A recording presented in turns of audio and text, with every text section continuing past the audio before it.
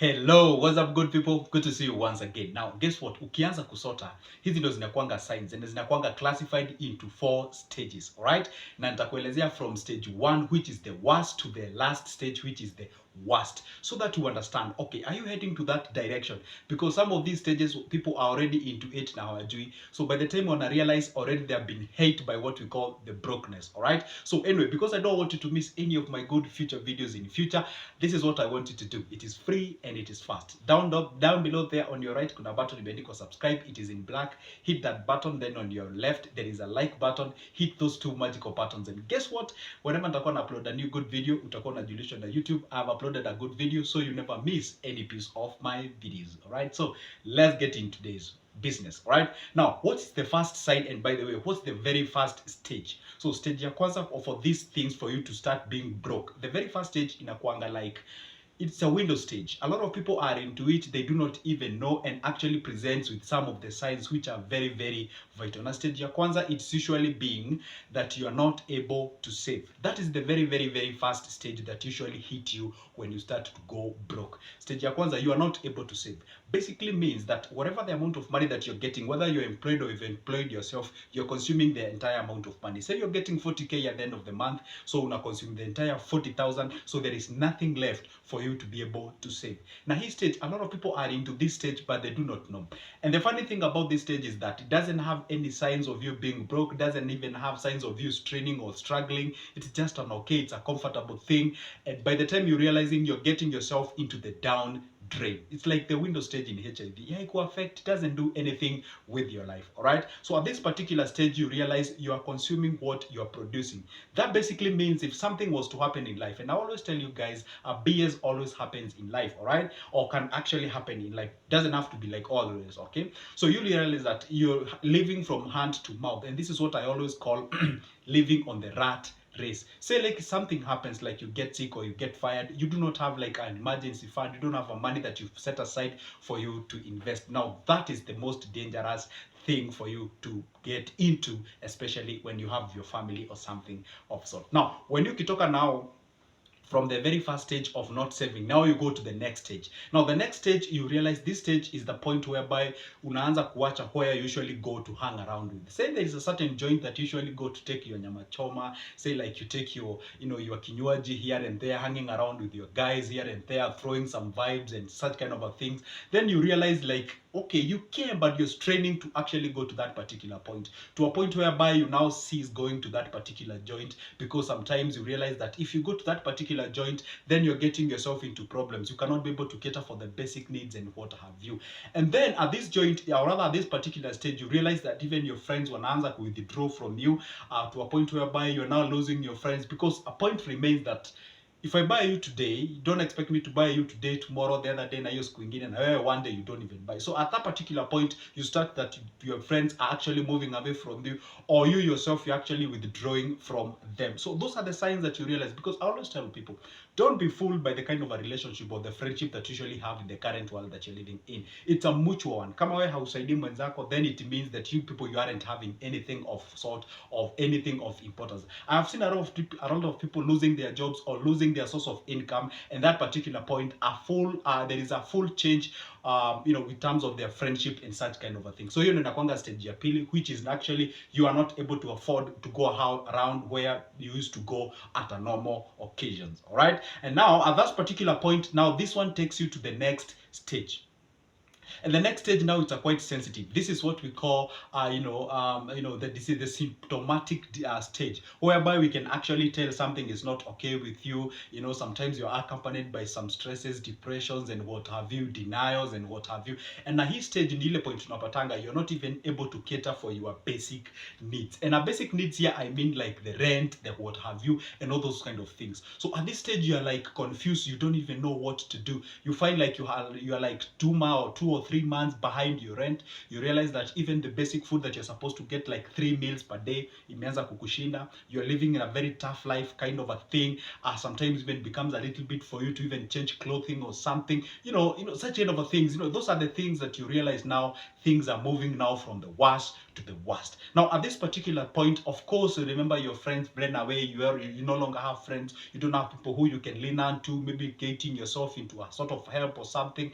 And the mistake that I've seen people doing in this particular stage is that you realize that things haven't gone good or things are at your worst. For example, when COVID-19 hit, a lot of people will lose job. And after losing their job, they were like, sasa tutafanya aje? They were a bit confused.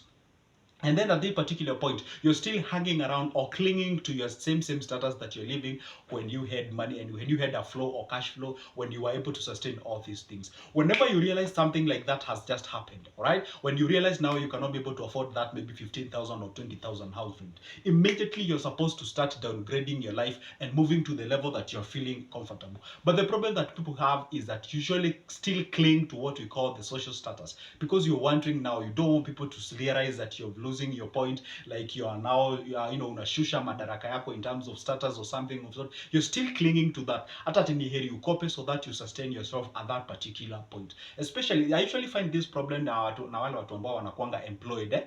These people who works in fintech, the hospitals, you get these people, the suti guys, there's, those kind of guys. So you find that they are never ready to sacrifice their status. And that particular stage of you not able to cater for the basic needs is quite a sensitive one. All right, and this particular point unapatanga, like even your family is straining. If it's school fees, if you have kids, you're straining to pay their school fees, even for the basic one, like if them being taken by the bus to school and back home, it's a bit technical. Now guess what? Now at this particular point, which is the third stage, now this one takes you to the last and the fourth stage, which is the worst stage. All right, and this stage is actually a stage whereby you go ahead and start borrowing. At this particular point, you're borrowing, and remember what you're doing for.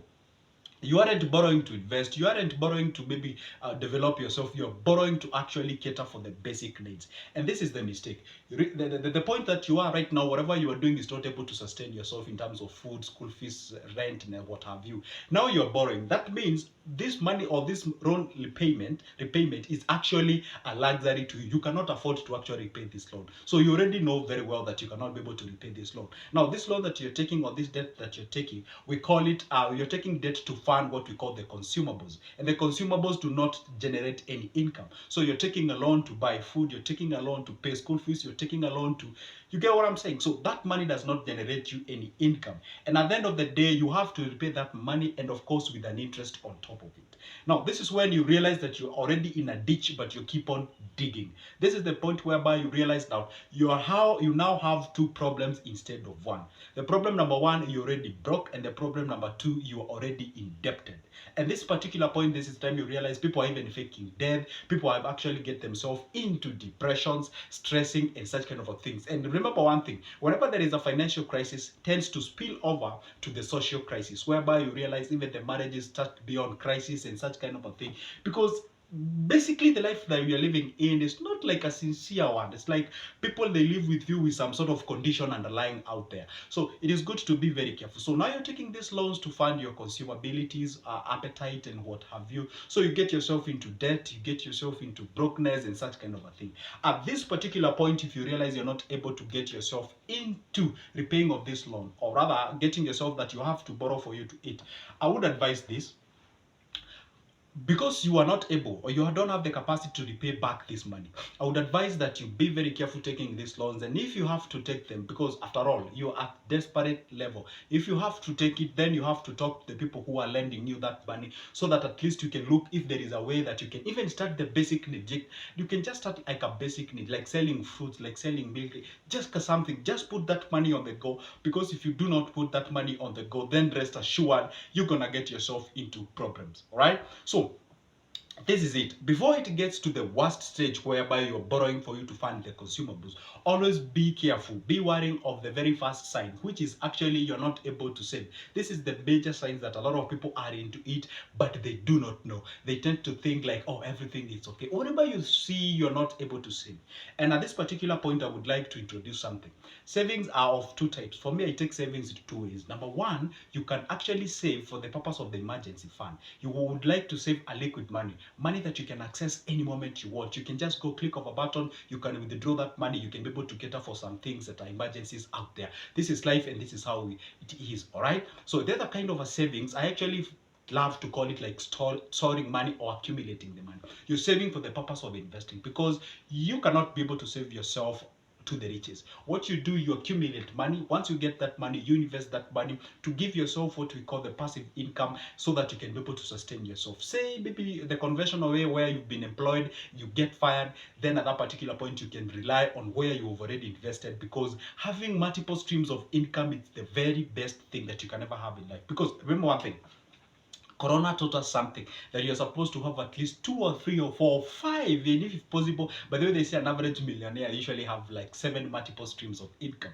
So it is good to make sure that you save yourself, so that you can accumulate the capital for you to be able to invest out there. Also, it's good to have other kind of savings, which at this particular level we usually call it the emergency fund, whereby you can be able to access that money immediately, so that at least if something happens, then you can be able to get yourself out of the woods and progress to the next level. All right, so if you've managed to watch this video up to this particular point, I just want to say thank you very much. And by the way, if you've forgotten to click that subscription button, please do so. It is free and it is fast, doesn't cost you anything. Just hit that subscription button that is on your right, and hit that like button. Comment down below, tell me what you think and how exactly do you actually manage yourself. All right, so anyway, if you're out there, you're still confused, you do not have the right skills for you to manage your money, guess what?